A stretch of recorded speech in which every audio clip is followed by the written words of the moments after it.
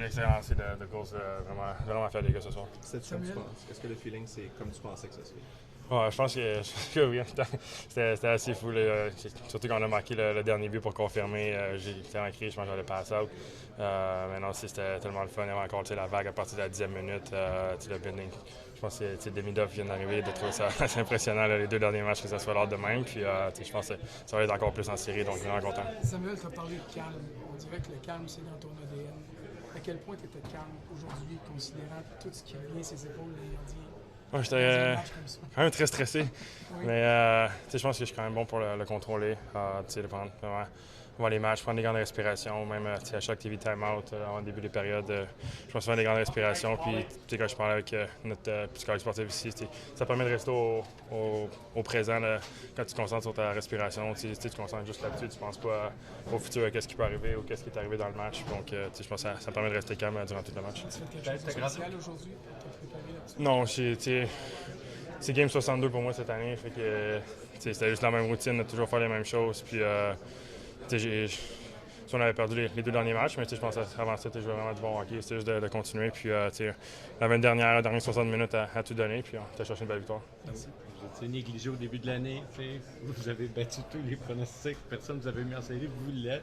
Tu viens du Québec, tu as vécu ça quand tu étais jeune. Mais qu'est-ce que ça représente de le vivre de l'intérieur?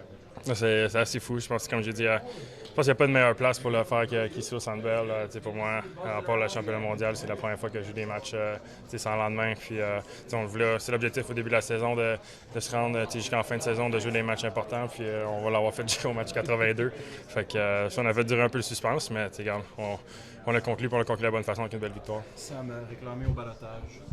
Tu es arrivé ici, il n'y avait pas de chaise de numéro 1 pour toi. Tu as gagné ta chaise de numéro 1, puis tu as porté ce club-là, juste toi, partie intégrante quand même, jusqu'en série. Individuellement, au fond de toi en ce moment, y a-t-il une partie de toi qui te dit hey, je suis capable de trouver des affaires? Oui, c'est sûr. Évidemment, je viens de loin avec le balotage. En avant ici, après c'était 3 gardiens.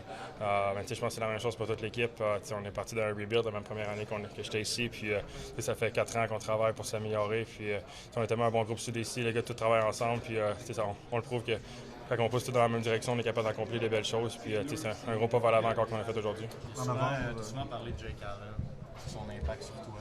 As-tu une petite pensée pour lui ce soir peut-être? Oui, c'est sûr. Il a tellement été bon. Toutes les années que j'étais ici avec lui, j'ai toujours dit c'est un des meilleurs coéquipiers avec qui j'ai joué. Vraiment, justement dans les matchs, juste que ça pouvait être plus stressant. L'autre équipe mettait beaucoup de pression. Il aime parler des choses d'apprendre. Comme justement à rester calme, comme il parlait sur le banc. Puis c'est sûr que ça peut juste m'avoir aidé.